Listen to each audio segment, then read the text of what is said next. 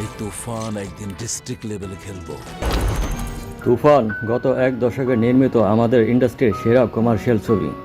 পরিচালক রায়ান রাফির বড় পরিসরে নির্মিত টোটাল মেকানিজমের ফুল টাইম এন্টারটেইনিং ছবি এটি। একটি আদর্শ কমার্শিয়াল ছবি নির্মাণের জন্য যে যে উপাদানগুলো থাকলে তা পরিপূর্ণতা পায় তা তুফানে সবকিছুই আছে। রায়ান রাফি তার প্রত্যেকটি সিনের ছবিতেই তফাৎটা খুব সচেতনভাবে রাখতে পেরেছে।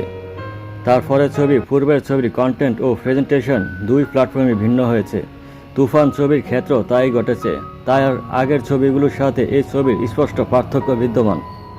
তুফান ওভারঅল এন্টারটেইনিং ছবি। অ্যাকশন, ড্রামা, ইমোশন, কমেডি চারটি সেগমেন্টেই কমপ্যাক্ট কাজ দেখে ছবিটি ফুল এন্টারটেইনিং হয়ে উঠেছে। ছবির শুরুর সাথে মাঝে যে তফাৎ, তার সাথে বিরতির পর টোটালি অ্যাকশন মোডে চলে যাবার যে অসাধারণত্ব দেখিয়েছেন রায়ান রাফি, তা বড় অঙ্কের প্রশংসনীয়।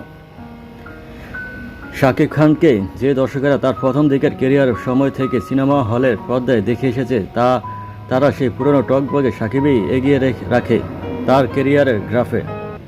কারণ তখনকার শাকিব খানের অভিনয়ে যে ন্যাচারালিটি ছিল, একাগ্রতা ছিল, স্পেশালি খুনি শিকদার, আজকের সমাজ, আমার স্বপ্ন তুমি, শোভা, সিটি টেরর, বারাটে খুনি, বাধা, এই ধরনের ছবিগুলোতে যে একাগ্র ও ন্যাচারাল অভিনয়ের শাকিব খান তুফানে ভালোভাবে উপস্থিত।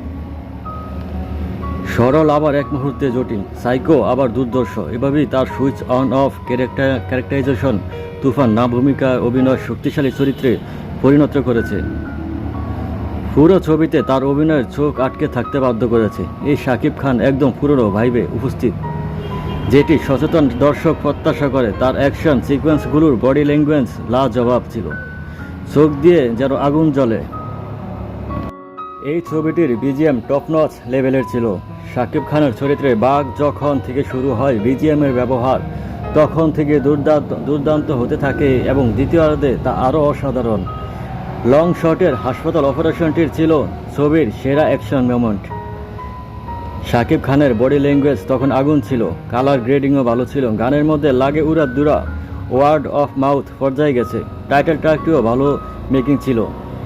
তুফানে রায়ান রাফি, শাকিব খান, চঞ্চল চৌধুরী এই তিনের কম্বোতে ইন্ডাস্ট্রিতে বাড়তি আগ্রহ তৈরি করা একটি সুনির্মিত কমার্শিয়াল ছবি। গত এক দশকের মধ্যে হিসাব করলে এরকম ছবি আর হয়নি। আগামীতে আরও হোক এমন ছবি, সে প্রত্যাশা তুফান থেকেই শুরু হোক।